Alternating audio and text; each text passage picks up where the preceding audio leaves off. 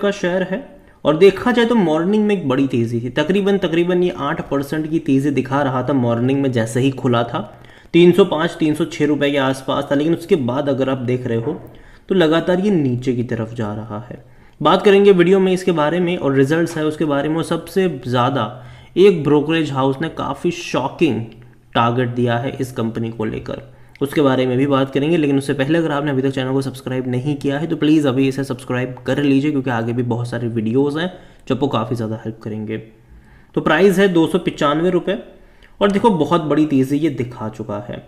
एक महीने में 65% की रफ्तार है, 65% अब 175 से 300 रुपए का लेवल दिखाया है और लगातार ये दौड़ा है। रिजल्ट से पहले ही यहाँ पर बहुत बड़ी तेज़ी देखने को मिल चुकी थी, नतीजे के बाद भी आज मॉर्निंग में तेज़ी थी, लेकिन अब धीरे धीरे करेक्शंस यहाँ पर देखने को मिल रहे हैं। मतलब हाई लेवल से तो गिरा ही है, शायद आज जब मार्केट क्लोज होगा तो शायद थोड़ी सी और फर्दर गिरावट अभी हमें देखने को मिल जाए। शायद जो तेज़ी आप अभी 4% की देख रहे हो शायद वो मार्केट क्लोज होते 2% पर भी आ जाए, कुछ कह नहीं सकते। और उसके बाद हो सकता है कि कल यहाँ पर शायद थोड़ा सा और करेक्शन बने, क्योंकि देखो मुझे लगता है कि नतीजे तो अच्छे हैं लेकिन कहीं ना कहीं ऑलरेडी ये दौड़ चुका है, काफ़ी ज़्यादा ये दौड़ चुका है। तो कहीं ना कहीं करेक्शंस बनेंगे ज़रूर यहाँ पर। और जहाँ तक बात करी जाए रिजल्ट्स को लेकर, तो जब नतीजे आए थे तभी उसी दिन मैंने इसके ऊपर वीडियो बनाया था और मैंने कहा था कि नंबर्स जो हैं वो अच्छे हैं, उसमें कोई शक नहीं है। रेवेन्यू वाइज भी काफ़ी अच्छे रिजल्ट्स हैं, प्रॉफिट वाइज भी काफ़ी अच्छे नंबर्स हमें यहाँ पर देखने को मिल रहे हैं। अगर आप देखो तो 1510 करोड़ के आसपास के रेवेन्यू रहे, जो पिछले साल 1145 करोड़ के थे। इवन पिछले क्वार्टर में भी 1390 करोड़ के थे। तो तेज़ी है यहाँ पर रेवेन्यू वाइज भी, और ये एक्सपेक्टेड है क्योंकि पिछले कुछ टाइम में इन्होंने काफ़ी ज़्यादा पैसा रेज भी करा है और आगे भी पैसा रेज करने वाले हैं। अपनी ऑर्डर बुक, अपनी लोन बुक को काफ़ी हद तक बढ़ाया है, तो जाहिर सी बात है इनके रेवेन्यू प्रॉफिट्स बढ़ेंगे ही बढ़ेंगे। और वो हमें प्रॉफिट में भी तकरीबन 385 करोड़ के आसपास का प्रॉफिट देखने को मिला, जो इससे पहले के क्वार्टर में 335 करोड़ के आसपास का था और पिछले साल 295 करोड़ के आसपास का था। तो डेफिनेटली यहाँ पर प्रॉफिट इसका बढ़ता हुआ हमें नज़र ज़रूर आया है, रेवेन्यू भी बढ़ता नज़र आया। लेकिन हमें समझना होगा कि नतीजे से पहले ही मार्केट इस चीज़ को एक्सपेक्ट करके चल रहा था और इसी के चलते रिजल्ट से पहले ही ये 50-55% की तेज़ी दिखा चुका था। और अभी अगर आप देखोगे यहाँ पर तो भैया एक ब्रोकरेज हाउस है फिलिप कैपिटल, उनकी सेल रिकमेंडेशन है और वो यहाँ पर 58% तक गिर जाएगा ऐसा एक्सपेक्ट कर रहा है। मैं नहीं कह रहा हूँ, ये कह रहे हैं, ठीक है। हालांकि मुझे नहीं लगता कि इतनी ज़्यादा गिरावट यहाँ पर आएगी, लेकिन थोड़ा बहुत करेक्शन पॉसिबल है। यहाँ पर अगर हम बात करने जाए तो देखिए कि यहाँ पर इरडा ने पिछले कुछ टाइम में काफ़ी बड़ी तेज़ी दिखाई है, अच्छी खासी। इवन आज अगर आप देखोगे तो यहाँ पर 9% की तेज़ी भी देखने को मिली थी यहाँ पर। और जून क्वार्टर के नंबर्स भी यहाँ पर आए हैं, जो कि अच्छे नंबर्स है, उतने बुरे नहीं हैं, लेकिन फिर भी फिलिप कैपिटल ने अपनी जो रेटिंग है सेल की उसको मेंटेन रखा है। हालांकि पहले भी उनकी सेल कॉल थी और टारगेट था 110 रुपये का, अभी भी उनकी सेल कॉल है और टारगेट है 130 रुपये का। 300 रुपये का शेयर और 130 रुपये का टारगेट, जो कि कभी नहीं जाने वाला है। अगेन मैं कह दूँ, कभी नहीं जाने, 130 तो कभी नहीं जाएगा। लेकिन हाँ ये बात ज़रूर है कि चलो 60% ना गिरे, लेकिन एटलीस्ट पॉसिबिलिटी है कि 20-22% की गिरावट पॉसिबल हो सकती है आने वाले टाइम में। यहाँ पर उन्होंने क्यों ये टारगेट दिया है, तो देखिए आज 310 रुपये के आसपास गया था। फिलिप कैपिटल का जो टारगेट है वो तकरीबन 130 रुपये का है। उनको लगता है कि तकरीबन 58% की गिरावट यहाँ पर पॉसिबल है। उनका कहना है कि स्ट्रॉन्ग लोन ग्रोथ है एंड पाइपलाइन भी अच्छी है इनकी बैलेंस शीट ग्रोथ की। It also manage it yields well, but as the leverage in the balance sheet increase net interest margin should come under pressure, जो प्रेशर में आने वाले हैं, उन्होंने ये वार्निंग दी है। ये देखो आने वाले टाइम में इनका सब कुछ अभी तो सही चल रहा है, लेकिन आने वाले टाइम में जो इनकी बैलेंस शीट में जो लेवरेज है इनकी वो बहुत ज़्यादा बढ़ती जाएगी और उसके चलते इनकी जो मार्जिन है वो प्रेशर में ज़रूर आएंगे। और ये उन्होंने इसी वजह से यहाँ पर नेगेटिव अपनी कमेंट्री दी है। डिक्लाइन इन प्रोविजनिंग कवरेज जो रेशियो होगा leads to negative credit cost in Q1, ये इनका कहना है, जो कि डेफिनेटली मुझे भी लगता है कि आने वाले टाइम में कंपनी जो है वो देखो ऑलरेडी बहुत बड़ी तेज़ी दिखा चुका है। तो देखो बीच बीच में करेक्शन नहीं दिखाएगा, और ये इसने पहले भी करा हुआ है। पहले भी इसका जो IPO प्राइस 32 रुपये का था, बड़ी रफ्तार दिखाई, बाद में करेक्शन दिखाया, बड़ी रफ्तार दिखाई, फिर बाद में और बड़ा करेक्शन इसने दिखाया था। 210 रुपये पर जाने के बाद ये वापस घूमकर 110 रुपये पर भी आया था, ठीक है। और बाद में इसने दोबारा बड़ी तेज़ी यहाँ पर दिखाई है। तो ये चीज़ भी हमें यहाँ पर समझनी होगी। इरडा अगर आप देखोगे तो स्ट्रॉन्ग लोन ग्रोथ इनकी ज़रूर है फाइनेंशियल ईयर 2025 में भी, on rising demand on renewable energy in the country, but the earning growth is not expected to march the loan growth due to the pressure of on margins.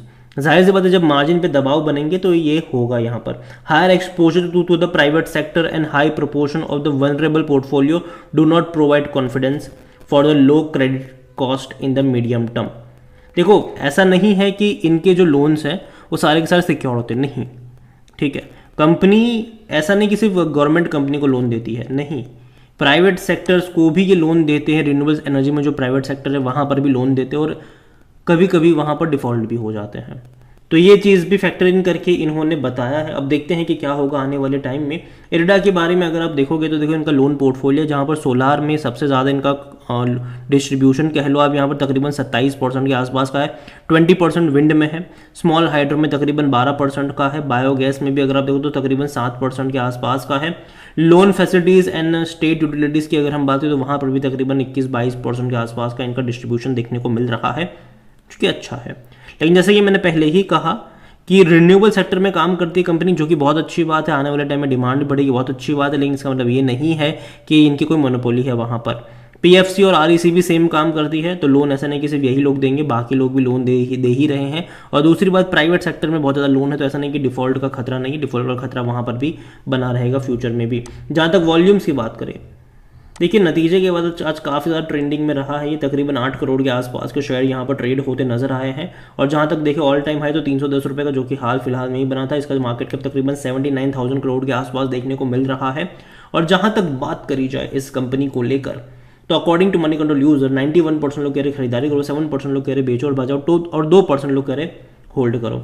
इनके जहाँ तक बात करें डिविडेंड की, तो हालांकि डिविडेंड यहाँ पर अभी भी इन्होंने अनाउंस नहीं करा है, जबकि कंपनी अच्छा प्रॉफिट कर रही है। कंपनी अभी हाल फिलहाल में पैसा निकाल नहीं रही है। जनरली सरकारी कंपनी जब अच्छा पैसा कमाती है तो डिविडेंड पे करती है, यहाँ पर अभी भी इन्होंने पे नहीं करा है। हालांकि रिसेंट लिस्टिंग है तो मैं उम्मीद करता हूँ कि साल के एंड में या फिर अगले साल पे ज़रूर करेगा।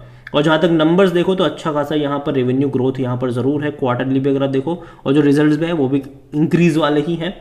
प्रॉफिट में भी आपको सेम चीज़ देखने को मिलेगी और इस बार के प्रॉफिट और भी अच्छे हैं। लेकिन जहाँ तक बात करें वैल्यूएशन की, तो भैया 60 का पी है, सेक्टर पी 18 का, तो सस्ता तो नहीं है ये, महंगा डेफिनेटली है ये। लेकिन अगर आप देखोगे तो अकॉर्डिंग टू टिकर टैप एनालिस्ट, यहाँ पर 50% एनालिस्ट कहते हैं खरीदारी करो। और फिनेंशियल की तरफ अगर हम नज़र करें तो डेफिनेटली इनके जो नंबर्स है, अभी जो जून के नंबर इस बार के जो आए वो अच्छे हैं। 1500 करोड़ के आसपास का इनका रेवेन्यू है, तकरीबन 385 करोड़ के आसपास का प्रॉफिट है, जो कि अच्छा है मेरे हिसाब से है। और शेयर होल्डिंग के बारे में बात करें तो प्रमोटर की होल्डिंग यहाँ पर 75% की है। लेकिन प्रॉब्लम यह है कि इंस्टीट्यूशंस लगातार यहाँ पर बिकवाली ही कर रहा है। म्यूचुअल फंड 3.94% से बेच कर 0.24 पर आ गए। डोमेस्टिक इंस्टीट्यूशन भी जो 4.59 से बेच कर 0.18 पर आ गए। एफआईएल्स भी अगर आप देखो तो 3.95% से बेच कर 2.70 पर आ गए। तो यहाँ पर इंस्टीट्यूशंस लगातार बेच रहा है। हालांकि मार्च के मुकाबले जून में खरीदारी यहाँ पर एफआईएल्स ने करी ज़रूर है, लेकिन बाकी म्यूचुअल फंड और डोमेस्टिक तो बेच ही रहे हैं। रिटेल की होल्डिंग बहुत ज़्यादा है, 18.59%। जिस दिन गिरावट की शुरुआत होगी सबसे ज़्यादा पैनिक में रिटेल इन्वेस्टर ही आएंगे और वो धड़ाधड़ बिकवाली करना यहाँ पर शुरू करेंगे। तो ये चीज़ें रहती हैं उन कंपनियों में जहाँ पर स्ट्रॉन्ग होल्ड नहीं होता है, जहाँ पर स्ट्रॉन्ग हैंड्स नहीं होते हैं, और वो जनरली इंस्टीट्यूशंस ही होते हैं। तो यहाँ पर देखना इंटरेस्टिंग होगा कि जब गिरावट की शुरुआत होगी तब यहाँ पर क्या सिनारियो देखने को मिलेगा। ओवरऑल अगर मैं बात करूँ इरडा को लेकर तो ऑलरेडी दौड़ चुका है बहुत ज़्यादा। इवन जब रिजल्ट्स आए थे मैंने उसके उसी दिन बात भी करी थी इसके ऊपर कि यार यहाँ पर मैं एक्सपेक्ट नहीं कर रहा हूँ बहुत बड़ी तेज़ी की। हालांकि आज तेज़ी यहाँ पर देखने को मिल गई मॉर्निंग में, लेकिन जैसे कि मैंने कहा थोड़ी बहुत गिरावट ये मतलब दिखाएगा जब मार्केट क्लोज होगा। शायद हो सके कि यहाँ पर 2% की तेज़ी रह जाए और कल आपको यहाँ पर देखने को मिलेगा थोड़ा बहुत डिक्लाइन। तो मैं अभी भी यहाँ पर एक्सपेक्ट करके चल रहा हूँ इरडा को लेकर के बहुत ज़्यादा तेज़ी दिखा चुका है, तो कहीं ना कहीं करेक्शन की पॉसिबिलिटीज़ यहाँ पर हो सकती है। और अगेन मैं कहूँगा कि जो फिलिप कैपिटल का कहना है कि भाई 130 जाएगा, मुझे नहीं लगता कि वो वहाँ उतना नीचे जाएगा, लेकिन एटलीस्ट 20-22% का डिक्लाइन पॉसिबल हो सकता है। अगेन ये मेरा पर्सनल ओपिनियन है, कोई भी इन्वेस्टमेंट एडवाइस नहीं। वीडियो को यहीं पे एंड करता हूँ। पसंद आए हो तो लाइक करें, शेयर करें। चैनल पर पहली बार है तो प्लीज़ सब्सक्राइब।